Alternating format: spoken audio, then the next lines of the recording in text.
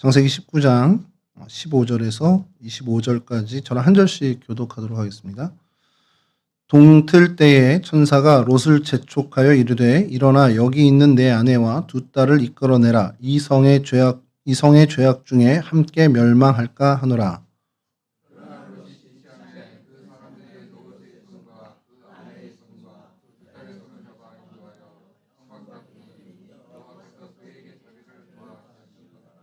그 사람들이 그들을 밖으로 이끌어낸 후에 이르되 도망하여 생명을 보존하라. 돌아보거나 들에 머물지 말고 산으로 도망하여 멸망함을 면하라. 주의 종이 주께 은혜를 입었고 주께서 큰 인자를 내게 베푸사 내 생명을 구원하시오나 내가 도망하여 산에까지 갈 수 없나이다. 두렵건대 재앙을 만나 죽을까 하나이다.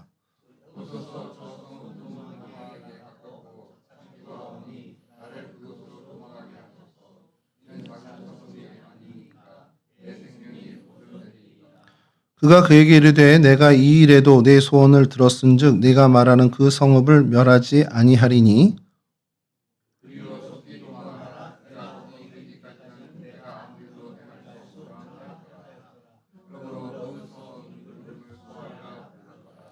롯이 소알에 들어갈 때에 해가 돋았더라.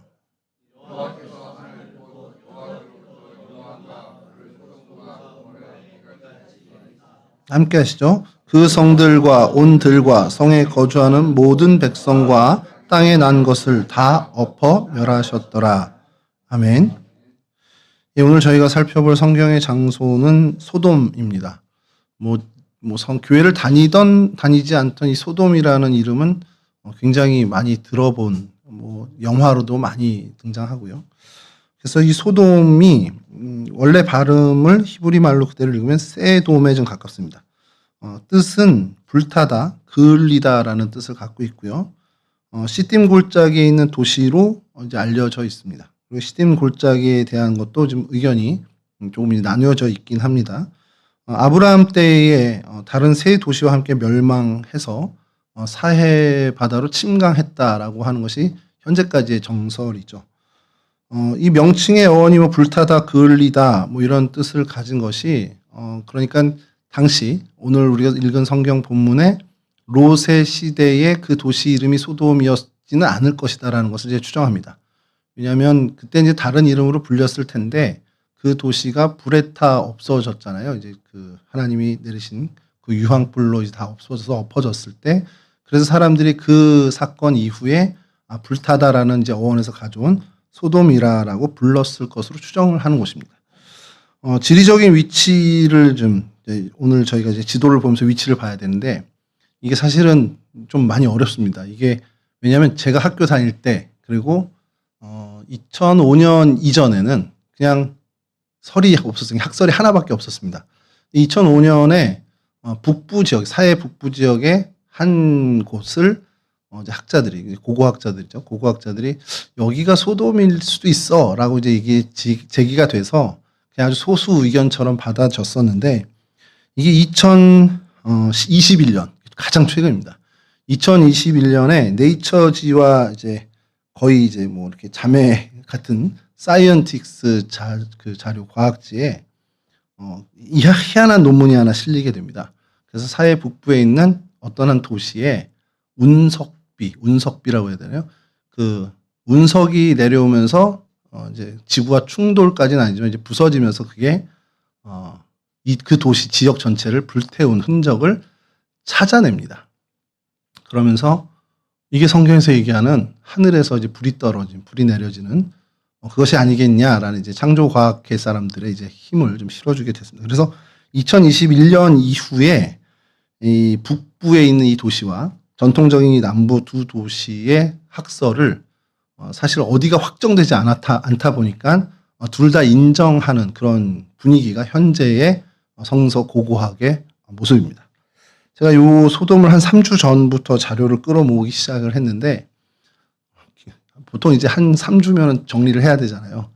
너무 정리가 안 되는 거예요. 그래서 여기저기 안 되는 번역기 돌려가면서 이렇게 좀 잡아봤는데 그래서 나름 조금 한 것이 아직은 어느 쪽도 확정이 안 되다 보니 그래서 전통적으로 이어왔던 남부에 있는 위치 이 도시를 현재는 어쨌든 정설로 받아들이고 있습니다. 그리고 그 북부설이라고 하는데 그 북부설에 좀 오점이라든지 오점이라기보다는 좀 부족한 부분들 그런 것들을 좀 오늘 같이 좀 보려고 합니다. 지도를 보시는 게 제일 빠르겠죠? 네, 첫 번째 지도입니다. 여기가 우리가 잘 알고 있는 사해죠. 염해라고도 불리는 사해인데 이게 원래는 하나로 이제 다 파란색이 돼야 맞습니다. 이게 수위가 낮아지면서 그러니까 중간에 좀 땅이 솟은 부분이죠. 이 솟은 부분 쪽이 이제 무트로 드러나게 된 거고, 그래서 이곳이 좀 단절되어 있는 상태로 돼버렸습니다. 그리고 이 남부 쪽은 이따 위성 사진을 잠깐 보게 될 텐데, 이 염해 쪽과 색깔이 확연하게 달라요.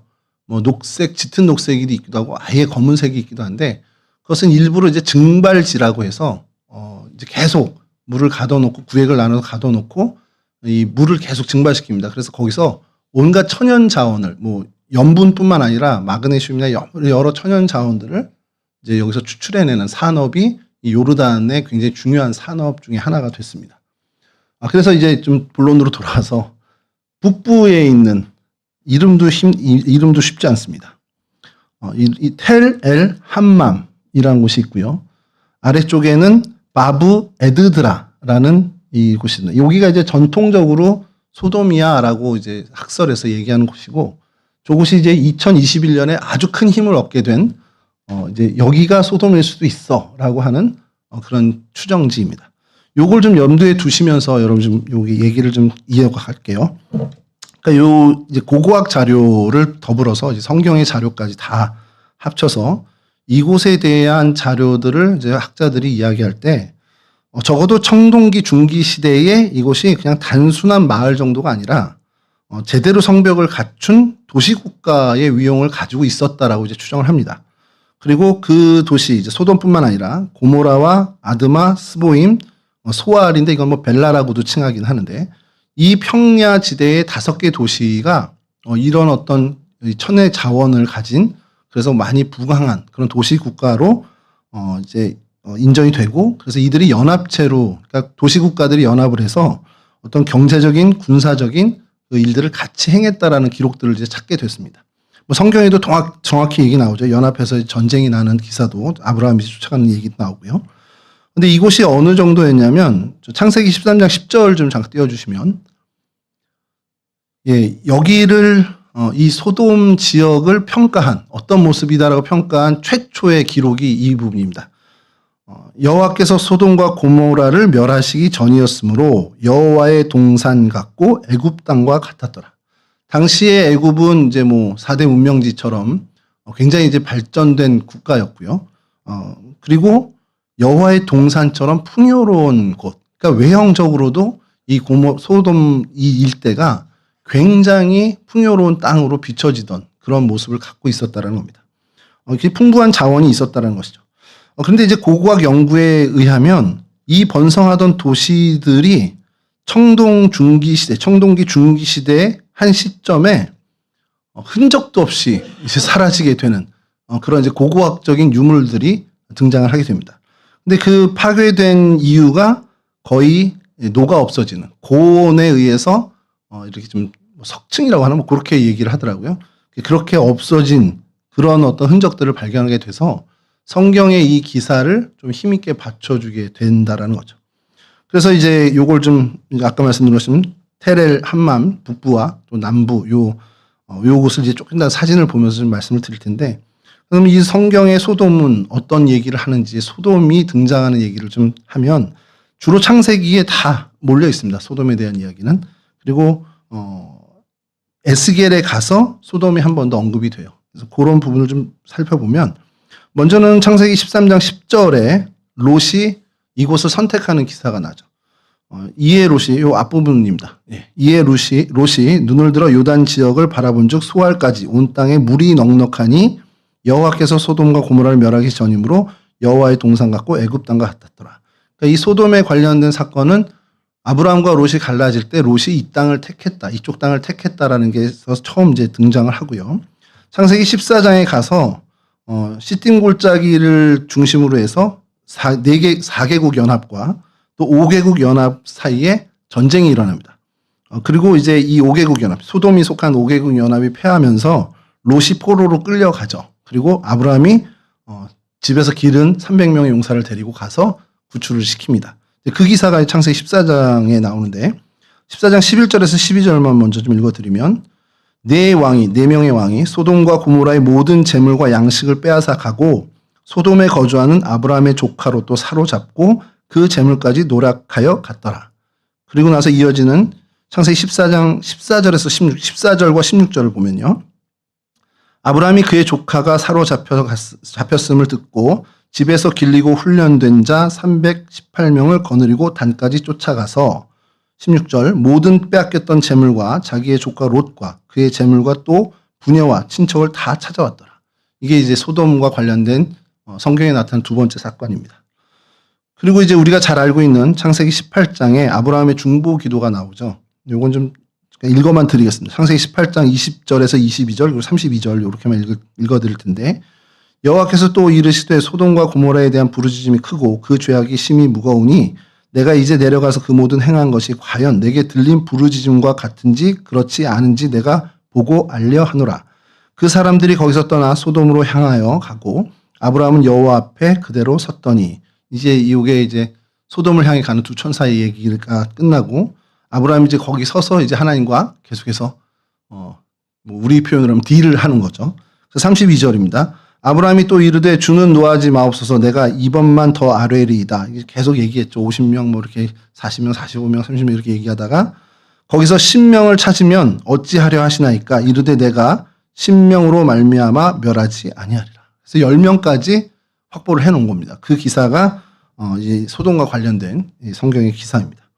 그리고 오늘 읽은 본문이 포함된 창세기 19장 24절에서 25절을 좀 읽어드리면 여호와께서 하늘 곧 여호와께로부터 유황과 불을 소돔과 고모라에 비같이 내리사 그 성들과 온 들과 성에 거주하는 모든 백성과 땅에 난 것을 다 엎어 멸하셨더라. 이제 소돔에 멸망하는 기사. 이게 사실은 가장 잘 알려진 기사죠. 소돔이 하늘에서 내리는 유황과 불로 멸망했다라는 것을 우리가 이제 보는 그 사건입니다. 여기까지가 창세기에 나타난 소돔에 대한 성경의 언급이고요. 그리고 이제 에스겔 16장 49절에 소돔에 대해서 또 언급이 하나 나옵니다.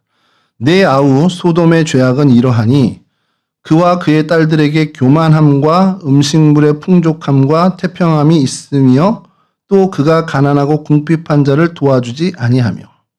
그러니까 에스겔 선지자를 통해서 하나님이 소돔에 대해서 얘기할 때 그 멸망이 어떤 그 타락, 성적인 타락을 포함한 그 문란함과 타락뿐만 아니라 그 교만함과 풍족함을 나누지 않은 그것도 이 멸망의 이유다라는 것을 에스겔을 통해서 이제 밝혀주는 부분에 이 소돔이 다시 한번 등장을 합니다. 이렇게까지가 이제 성경에서 소돔에 대해서 이제 언급된 부분입니다. 그래서 뭐 그냥 소돔의 사건 그러면 소돔과 고모라 멸망 이것만 있는 것이 아니라 이렇게 좀 연결된 것들이 이미 다 알고 계시는 거지만 이렇게 있다라는 것을 기억하고요. 그래서 이제 좀 다시 돌아가서 북부설과 남부설에 대해서 좀 말씀을 드리면 텔 엘 함맘이라는 이제 그 곳이에요. 북부에 있는 한 도시인데 텔은 우리가 잘 여기서 많이 얘기했지만 그 언덕이란 뜻이죠. 그리고 엘은 뭐 이제 관사고 함맘 이렇게 했을 때 이게 온천이란 뜻입니다. 그래서 아마 더운 물이 간헐천 같은 이제 더운 물이 좀 나오는 지역이었던 것 같아요. 이게 뭐 그때 당시의 명칭이 아니고 오늘날의 명칭입니다. 그래서 오늘날 아랍 사람들, 요르단 사람들이 부르는 명칭이 텔 엘 함맘, 그러니까 온천 언덕이라고 이렇게 우리말로 하면 되겠죠. 근데 여기에서 이제 왜 이게 떠올랐냐면 2005년에 실제로 이제 한 발굴팀 스티븐 콜런스라고 하는 그 발굴팀이 이제 주장을 한 것이 아브라함과 롯이 베델과 아이 사이에 거주하다 이렇게 갈라설 때 그게 이제 예루살렘 북쪽이란 말이죠. 그러니까 요단들을 보고서 갔다라니까 그 위도에 맞는 부분 쪽이 아니겠냐라는 이제 거기서 출발을 한 겁니다. 그래서 사실 2005년에 주장했을 땐 아무도 관심을 갖지 않았어요.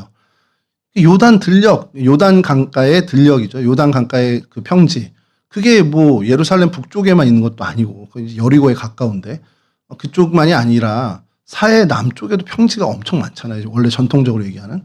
그러니까 이제 주목을 하지 않았어요. 근데 이제 뭐가 이제 확 힘을 얻게 됐냐면 2021년 저도 이번에 조사하다 알았습니다. 지금 부부설이 왜 갑자기 나와서 제가 학교 다닐 때 배워본 적도 없는 건데 2021년에 사이언티픽 리포트라고 해서 네이처지의 자매지입니다. 거기에 논문이 발표를 했는데 3600년 전, 그러니까 청동기 중기입니다. 딱 시대가 맞아요. 탄소연대 측정법을 했을 때 시대가 너무 딱 맞습니다.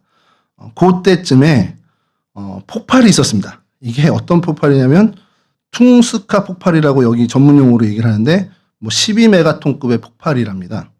이게 뭐냐면 우주 전체, 운석이죠. 운석이 지구에 떨어지면서 공중 폭발을 한 거예요. 그러니까 그게 유황비처럼 내릴 수밖에 없는 거죠. 성경에 표현한, 그러니까 이제 불덩이가 하늘에서 불타는 돌이 하늘에서 계속 떨어지는 그러니까 그런 정도. 근데 이게 12메가톤 폭발력이면 뭐 엄청난 거라는 겁니다. 거의 2000도시까지 올라가는 그런 어떤.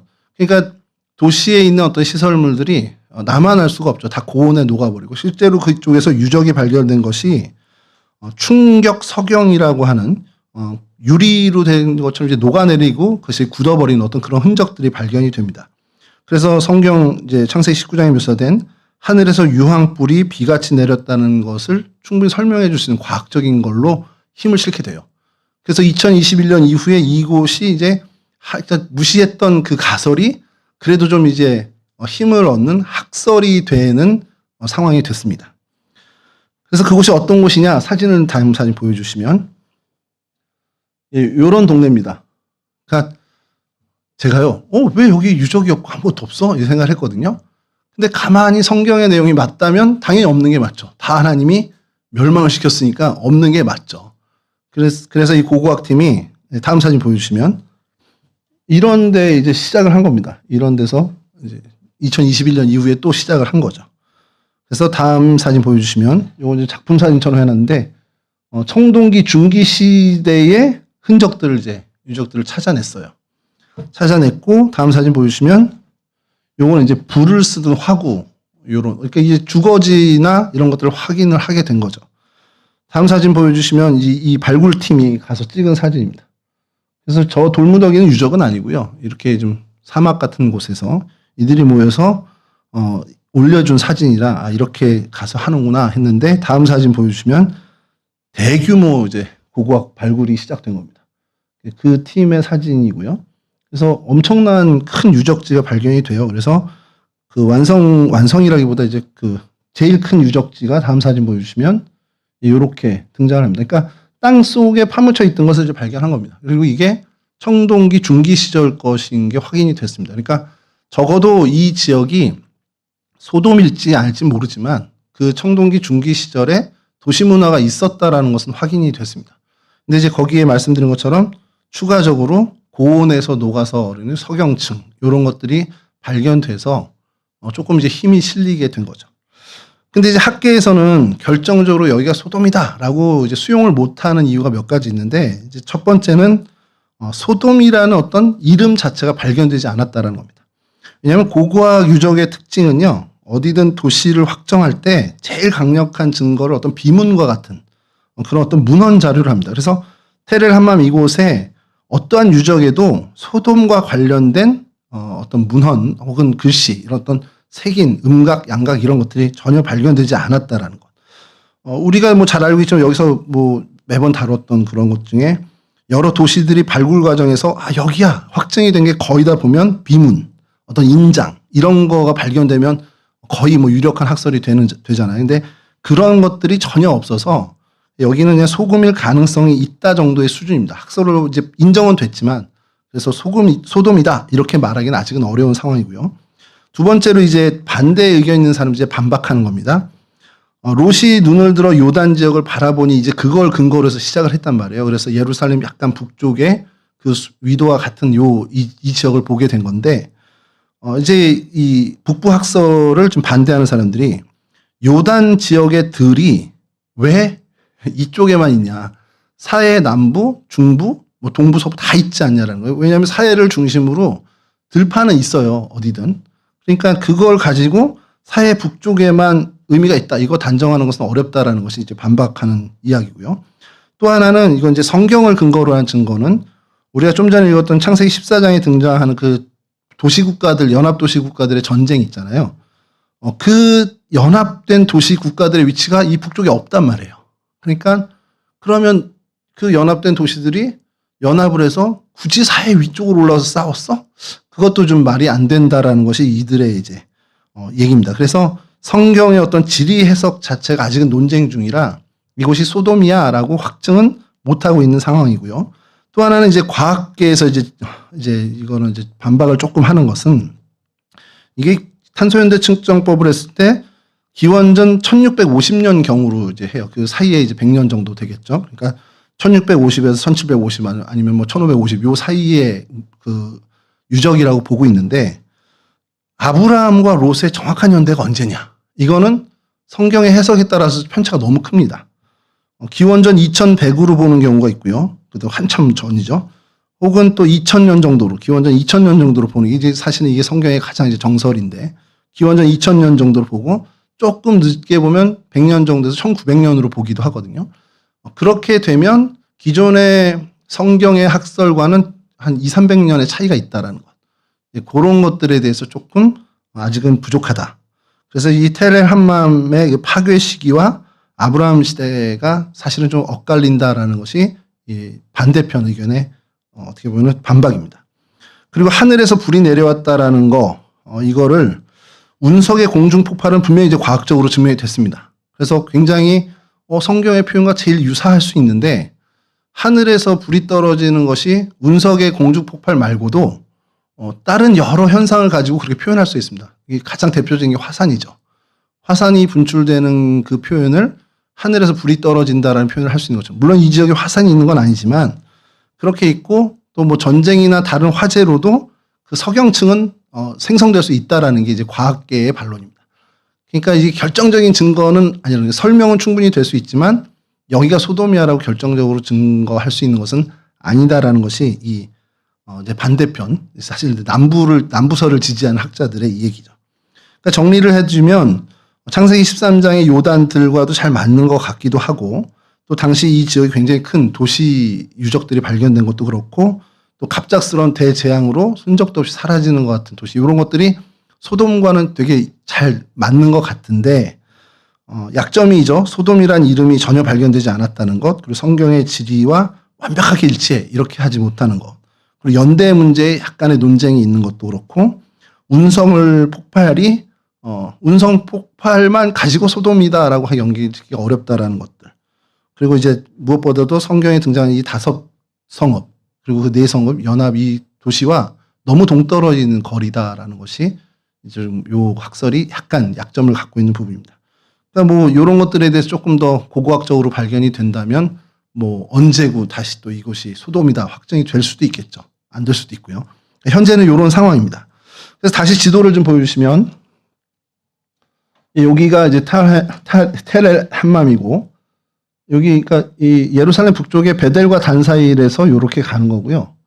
그래서 전혀 이제 정통적인 것은 한참 아래쪽인 이 남부설입니다. 요것을 이제 보통 이제 얘기하는 게 바브 에드드라. 이것은 이제 문이라는 뜻인데 이제 팔의 문, 팔의 문이라는 뜻입니다. 문자적으로 하면. 그래서 이것도 뭐 그때 당시 이름은 아니고 오늘날 이제 불리는 이름입니다. 그래서 이 바브 에드드라라는 곳이 이제 성경 증거로는 여기가 왜 유력하냐?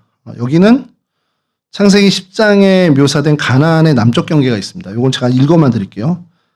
이제 노아의 후손들에 대해서 얘기하면서 가나안의 후손들은 경계가 이래라고 한 것이 가나안의 경계는 시돈에서부터 그라를 지나 가사까지와 소돔과 고모라와 아드마와 스보임을 지나 라사까지였더라.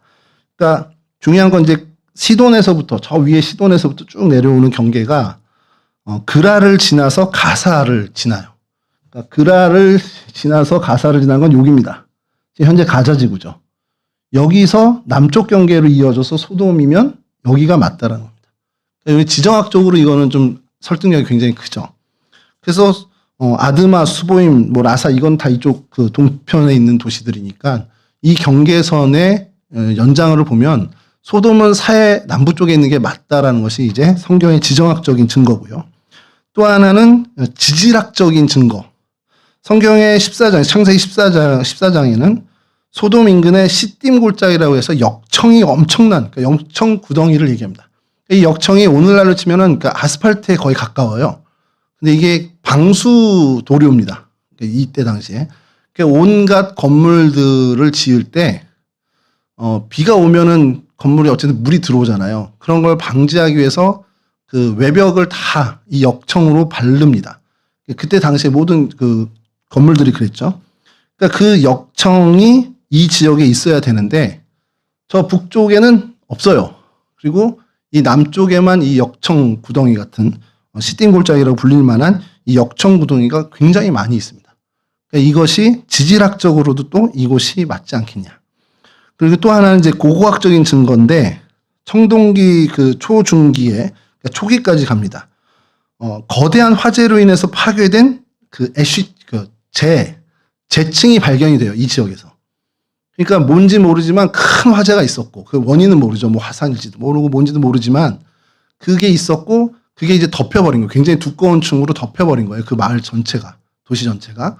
그게 이제 고고학에서 발견이 됐습니다. 그리고 그 주변에 또 다른 한 도시 누메이라, 현재 누메이레라고 부르는 이 도시가 똑같은 흔적이 나오는데 딱 요곳과 이 누메이라 이 두 곳. 그러니까 바브에드드라와 이 누메이라 요 두 곳에서만 요게 발견이 돼요. 근데 희한하죠. 왜 요 두 도시에만 이게 발견돼? 이게 소돔과 고모라 아닐까라고 상상하면서 이야기를 하는 겁니다. 그래서 소돔과 함께 멸망한 고모라를 얘기하면 현재 누메이라 이 지역을 고모라로 추정하는 것이 현재까지는 정설입니다. 그리고 이 바브에드드라를 소돔으로 보는 것이 아직까지는 정설. 왜냐하면 반박하에서 확 뒤집을 만한 어떤 유력한 다른 곳이 등장하지 않은 상태라 두 학설이 공존을 하고 있지만 현재까지 정설은 이 남부설 바브에드드라를 이제 보고 있습니다. 그래서 요 다음 지도를 보여주시면 이제 여기 이제 높이를 좀 이제 이렇게 산지가 있고 평야가 있고 여기는 이제 사해가 끊어지고요. 그다음에 이쪽이 아까 증발지라고 해서 구획을 나눠서 물을 증발시켜서 자원을 채취하고 있는 동네입니다. 여기에 보면 여기에 바브에드드라라고 해서 소돔으로 추정되는 자리고요. 이곳에 두꺼운 애쉬층, 그 재층이 발견됐고 동일하게 이 누메이라 요곳에서만 발견이 됩니다. 이게 두 곳에서만 그 재층이 발견이 됐어요. 그러니까 이것이 소돔과 고모라로 이제 추정을 하는 거고 그러면 오늘 우리가 읽은 본문에서 롯이 피신을 가야 되잖아요. 근데 어디로 피신 갔습니까? 소알이라는 곳으로 피신을 갔죠. 소알은 너무 명확하게 여기예요. 사피라고 하는 동네인데 여기는 너무 명확하게 소알입니다. 그러니까 저 북부에서 소알까지 피신 게 조금 안 맞죠. 성경을 근거로만 하면. 그래서 이쪽에 사피라는 요 지역이 소알로 이제 보고 있고요. 그리고 그 기슭, 산기슭에 동굴이 발견이 되는데 그것을 이제 이건 이제 교회사에서 한 거죠. 이게 어떤 고고학적인 증거가 있다기보다 비잔틴 시대 이전부터 이곳에 롯 기념교회와 수도원이 있었습니다. 그러니까 그곳이 롯이 피신했던 곳이다라고 이제 교회사에서 이제 전승으로 내려온 것을 여기 지금 현재 기념 유적지로 이제 관리를 하고 있고 그 바로 밑에 이제 박물관이 하나 있습니다. 그것도 이따 사진을 볼 텐데 그렇게 여기에 몰려 있습니다. 그리고 이 사피 안에 슈거밀이라고 해서 설탕 공장이 있어요. 근데 이것도 좀 이따 말씀드리는데 굉장히 유서가 깊은 그런 설탕 공장이 있습니다. 그리고 이제 그 건너편에 사해 건너편에 마운틴 소돔이라고 하는 느닷없이 소돔산이라는 명칭을 가진 산이 있습니다. 그래서 이곳도 잠깐 좀 보도록 하겠습니다. 그래서 지금 남부설 이 바브에드드라의 사진을 좀 보여드리면 다음 사진 보여주시면 아무것도 없습니다. 이게 정상이죠. 멸망했으니까요. 근데 지형이 어떠냐 보여주시면 다음 사진 이게 평야 쪽에서 산지 쪽을 봤을 때의 모습이 이렇습니다. 근데 이게 큰 산은 아니고요. 지금 뭐 굉장히 거대해 보이는데 그렇게 큰 산은 아닙니다. 좀 나지막한 그런 언덕들로 보시면 되고 그걸 좀 잘 보여드리는 게 다음 사진 보여주시면 여기 저쪽이 이제 산지 지역입니다. 여기가 그 밑에 이제 마을이 있고 롯의 동굴도 저쪽에 있습니다. 그러니까 저쪽을 이제 소알 땅 이렇게 같이 다 볼 수 있는 거죠. 그리고 이쪽은 현재 이제 그 남부의 소돔이라고 할 수 있는 요 자리, 바브에드드라의 자리입니다. 다음 사진 보여주시면 이런 모양입니다. 그 마을도 좀 있고, 근데 완전히 그냥 폐허가 된 동네. 그러니까 뭐 사실 이곳에서는 어떤 사진이나 유적 자료나 뭐 두꺼운 애쉬층 정도밖에 발견할 수밖에 없고요. 그래서 다음 지도를 보여주시면 여기가 이제 그 누메이라랑 이쪽에서 소돔과 고모라는 어쨌든 학설이고 확정은 안 된 상태인데, 이 소알이라는 곳은 좀 확정이 돼서요. 이 소알이라는 곳이 어떤지 좀 보여드리겠습니다. 그래서 다음 사진 보여주시면, 예, 이게 구글 어스에서 본 겁니다. 그래서 이쪽이 산지고 여기가 사해입니다. 그 아까 말씀드린 증발층으로 이렇게 해놓은, 그래서 물을 이제 구획을 나눠놓고 계속해서 이제 햇볕에 증발을 시키고 있는 상황이고, 저기서 여러 이제 천연 자원들을 이제 추출하고 있는 곳입니다. 그리고 이곳이 다 농경지입니다. 그리고 여기가 이제 주거 지역, 상업 지역으로 해서 건물들이 있는 곳이고, 이쪽은 다 평야로 엄청난 농경지가 있습니다. 그래서 요거를 좀 위성 사진으로 다시 좀 보여드리면, 다음 사진 보여주시면, 예, 여기가 사해, 증발지, 이쪽은 다 농경지, 그리고 여기가 시내, 현재 시내 땅, 그리고 로세 동굴이라고 하는 저쪽이 이제 산지입니다. 이런 모양을 갖고 있어요. 그리고 여기가 소알 땅으로 거의 이제 고고학계에서는 소알로 이제 보고 있는 곳입니다. 여기가 왜 교회사에서도 이곳은 로마 시대 뭐 그리고 중세 이후 뭐 비잔틴 시대에도 여기가 고 알사피 슈가밀이라고 해서 최대 사탕수수 재배지였습니다. 그러니까 중동 지역의 최대 사탕수수 재배에서 모든 설탕은 이곳에서 난다라고 할 정도로 엄청난 풍요로운 땅이었다는 거죠. 근데 여러분, 우리 오늘 본문 읽었지만 소알이 소돔이나 고모라에 비하면, 고모라는 뭐 둘째치고 소돔에 비해서, 롯이 소돔에 살다가 소알로 피할 때 하나님 저긴 작은 데잖아요. 이렇게 얘기하잖아요.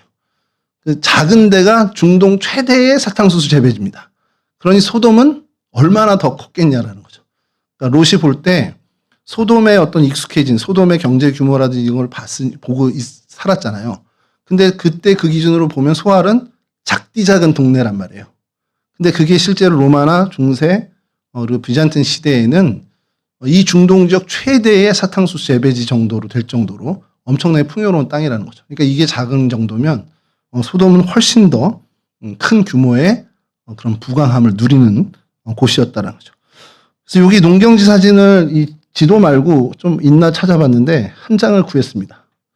다음 보여주시면, 예, 이렇습니다. 저 산지가 있고 농경지에 실제로 이렇게 재배할 수 있는, 그러니까 정말 완전히 초원 같은 곳입니다.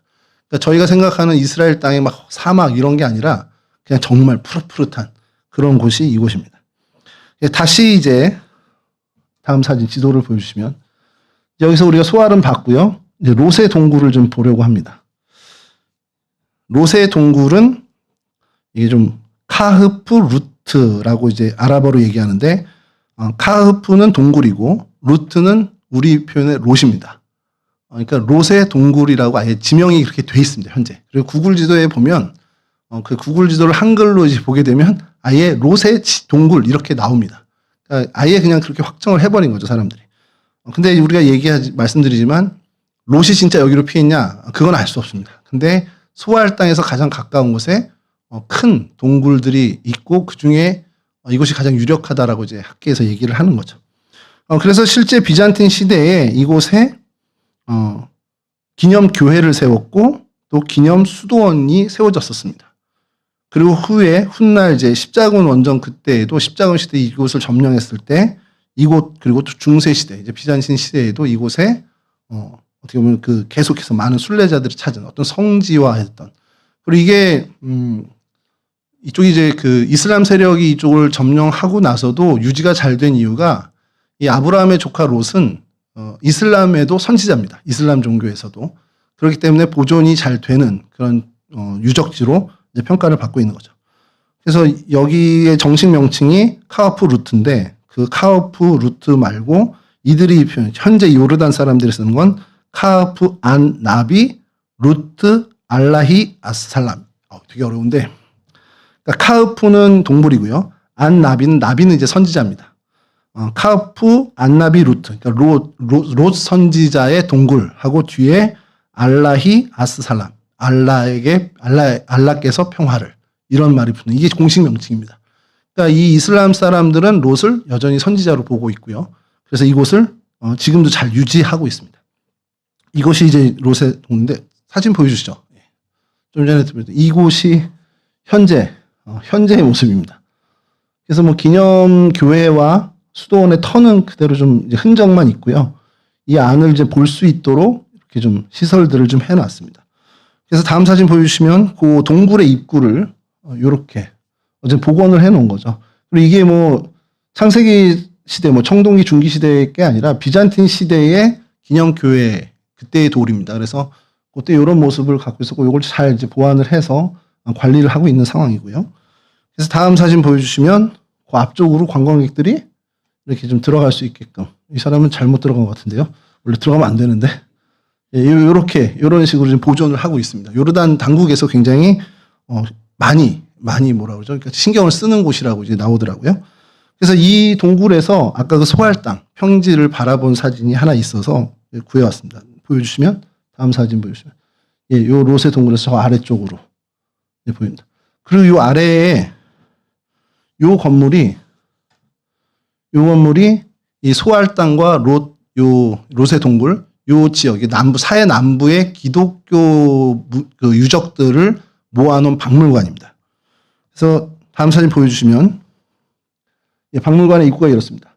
이 박물관의 입구 이름이 Museum at the Lowest Place on Earth.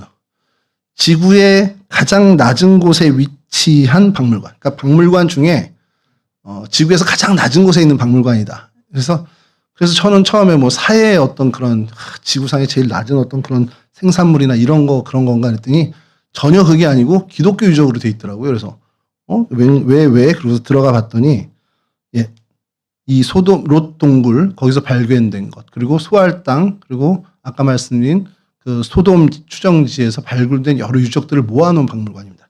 내부가 이렇습니다. 다음 사진 보여주시면 여기 입구고 그 고고학적인 발견들 했을 때 당시의 사진들을 좀 전시해 놨고요. 다음 사진은 거기서 발견된 유골입니다. 어른의 유골과 아이의 유골이 이제 같이 발견이 됐어요. 그래서 이 동굴이 무덤으로도 사용된 어떤 기능이 있었을 것으로 추정을 하는 그런 유적입니다. 유물입니다. 다음 요 정도 이렇게 돼 있고 그 다음에 이제 요거는 이제 아까 사진에 그 사해 건너편에 소돔산이라고 있었잖아요. 마운틴 소돔이라고 그 산 사진입니다. 왜 소돔산이냐? 다음 사진 보여주시면 요게 이제 이쪽에서 해안에서 사해에서 반대편으로 찍은 그냥 산이어서 왜 소돔산이라고 했지라고 제가 좀 의문했는데 이게 3주 전에 요걸 이제 찾게 된 것이 요 다음 사진이 이제 핵심이었습니다. 네, 다음 사진 보여주시면 요 기둥이 이름이 있어요. 뭘까요? 로스트 와이프입니다. 롯의 아내라는 이름을 갖고 있습니다. 와, 그래서 제가 롯의 아내가 소금 기둥이 됐는데 그게 아직도 있어? 그럴 리가 없잖아요. 그냥 이 암염이 다음 사진 보시면 명확한데요. 다음 사진을 먼저 좀 보여드리겠습니다. 이 산이 이렇습니다. 소금입니다. 소금. 그러니까 암염이라고 해서 이 바위 그리고 돌 사이사이에 이 소금이 엄청나게 많이 있어요. 그래서 염전에서 소금 채취하는 것처럼 이 암염에서 소금을 채취합니다. 그리고 그 아까 본 사진이 이렇게 소금으로 다 덮여 있습니다. 그리고 아까 본 기둥, 롯의 아내라고 한 기둥 역시도 그 살짝만 흙을 걷어내면 그 안에 소금들이 엄청나게. 그게 소금 기둥인 겁니다. 그 사실 자체가. 근데 왜 이름을 롯의 아내로 지었냐? 소돔 인근에 있고, 그래서 성경의 내용들을 아니까 이 순례자들이 그냥 그 사건을 기리고 기념하기 위해서 이런 소금 기둥들, 그러니까 사람 형태가 아니어도 소금 기둥들이 있으면 그냥 롯의 아내 이렇게 불렸던 것이 오늘날까지도 그냥 이름이 돼버린 거예요. 그래서 당시 뭐 롯 시대의 롯의 아내가 뭐 소금 기둥이 돼서 지금까지 있다. 뭐 이거는 허무맹랑한 얘기고요. 그냥 그 이름을 차용해 와서 이렇게 소금 기둥이 되는 암염의 소금 기둥으로 이제 이 풍화작용으로 어떤 기둥 모양이 생기니까 그런 것들은 그냥 다 롯의 아내라고 이제 칭하게 됐다라는 겁니다. 여기까지가 오늘 요 소돔에 대한 이야기인데 이 소돔에 대한 여러 자료를 보면서 그냥 드는 생각이 그냥 이곳에서 있었던 사건은 그냥 오늘 우리 사건이죠. 소돔과 고모라가 멸망될 때 롯이 그 가족과 함께 피난을 하게 된. 근데 제가 한 그 성경 구절에 좀 꽂히게 됐습니다. 창세기 19장 16절입니다. 그 앞부분인데요. 창세기 19장 16절. 지금 절체절명의 위기 순간이잖아요. 천사들이 와서 롯에게 야 여기 멸망할 거니까 빨리 피해야 돼. 그 정도로 하나님의 사람이라는 걸 이제 인지했고 이들이 멸망을 피해서 나가라고 하는데 롯의 반응은 이렇습니다. 롯이 지체하며 그러니까 머뭇거리고 있었다는 거예요. 지금 당장 죽게 생겼고 곧 멸망할 텐데 롯은 왜 그런 어떤 이야기를 제대로 받아들이지 못하고 주저주저 했을까라는 거예요. 가만히 생각하고 또 생각을 하면 결국 롯 역시도 이 소돔의 화려한 문화, 그 소돔의 시스템 거기에 그냥 적응돼 있다라는 거죠. 그러니까 그 역시도 이 어떤 소돔의 문화에 어떻게 그 완전히 젖어 있는 자기 완전히 뿌리 깊게 그 문화가 롯 안에 자리 잡았다고라고밖에 설명을 못 한다는 거죠. 뭐 당시에 아까 말씀드린 것처럼 그 질 좋은 역청 때문에 이곳은 굉장히 큰 부를 누렸던 도시입니다. 그리고 그곳에서 이 롯도 많은 재물을 쌓아 올렸겠죠. 아브라함이 가서 탈취해 올 정도로 그리고 그 네 연합의 왕이 이 롯을 잡아갈 정도로 어쨌든 유력했던 사람일 수 있습니다. 근데 그 자기가 평생 쌓아 올린 그 지위, 재산을 하루아침에 포기해야 된다. 그러니까 이 롯은 주저했고 지체할 수밖에 없었어. 어떤 그 머뭇거리는 그런 모습을 보이지 않았나라는 거예요. 그리고 이후에 천사들이 이 지체하는 롯의 손을 강제로 잡아 끌어서 그 가족들을 끌어내서 이제 피하게 합니다. 뭐 하나님의 어떤 강권하심의 어떤 모습을 보여주는데 여하튼 이렇게 성을 빠진 롯에게 하나님이 산으로 너 살려거든 산으로 가라. 그러니까 산으로 도망하라고 명확하게 말씀해 주셨어요. 근데 여기에서 또 롯은 이렇게 반응합니다. 먼저 말씀드리면 창세기 19장 17절 하나님의 말씀입니다. 돌아보거나 들에 머물지 말고 산으로 도망하여 멸망함을 면하라. 이게 하나님의 절대적인 명령이었어요. 근데 롯은 어떻게 됐습니까? 저희가 오늘 읽었지만 산으로 가기보다는 하나님, 이 소알이 그래도 작은데 여기 있으면 안 될까요? 라고 소알에 대한 하나님께 어떻게 보면 타협을 이제 하게 되죠. 하나님의 명령을 들은 후에도 여전히 그는 세상의 도시, 그런 어떤 풍요에 미련을 버리지 못한 모습을 보여주고 있다는 겁니다.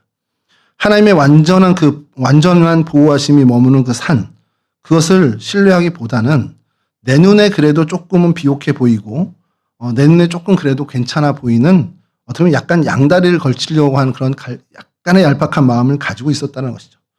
근데 이거는 우리가 생각해 봐야 할 것이, 분명한 것은 온전한 순종은 아니라는 거죠.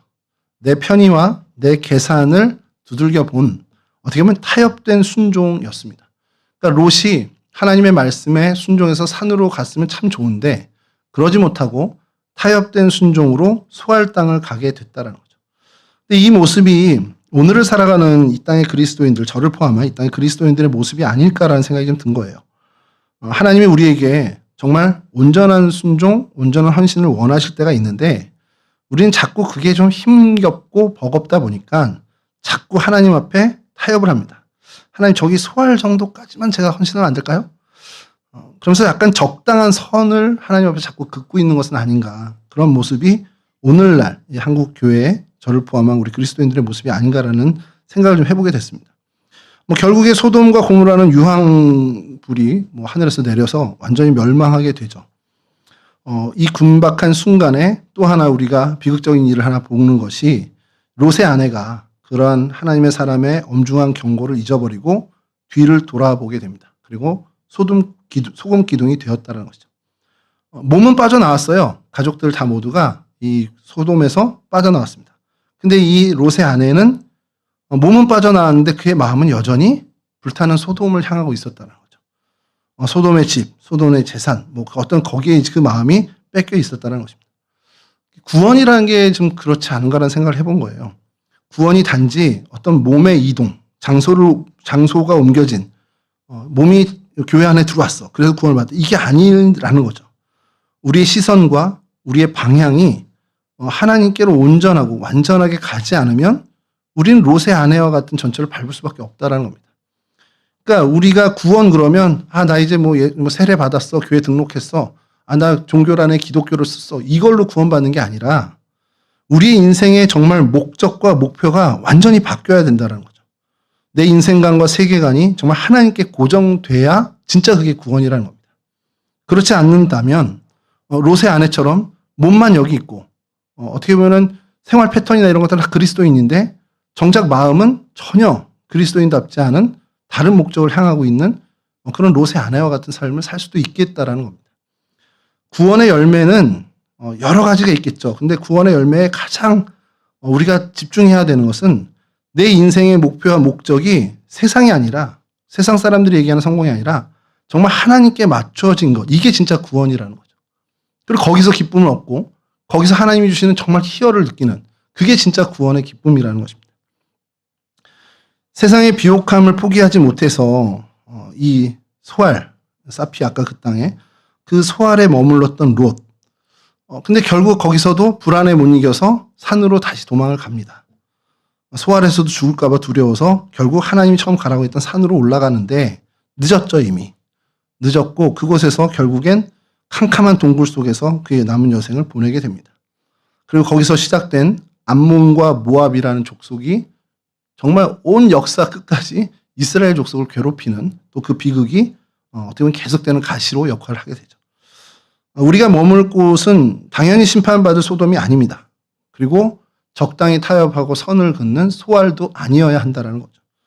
소돔을 떠나라 하신 명령, 이것 때문에 우리가 가끔 우리의 삶의 자리를 떠나서 정말 온전하게 하나님을 정말 세상 직업 다 버리 이게 아니라 하나님이 요구하시는 것은요, 이런 어떤 너 지금 살고 있는 거 다 버리고 이렇게 해라 이게 아니라 정말 하나님 말씀에 대한 온전한 순종을 결단하고 나아가는 거.